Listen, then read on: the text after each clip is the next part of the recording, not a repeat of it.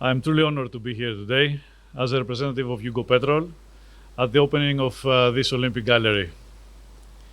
This moment is not just about witnessing the unveiling of an impressive showcase, as we will see soon. It's about celebrating the essence of Montenegro's sporting expertise and the strong spirit of our remarkable athletes. As a member of the Yugopetrol family, we take great pride in being a part of this extraordinary initiative. The Olympic Gallery is not just a collection of medals and memorabilia, as we will all see later, but it's a testament to dedication, passion, and triumphs that have shaped Montenegro's Olympic and sports legacy.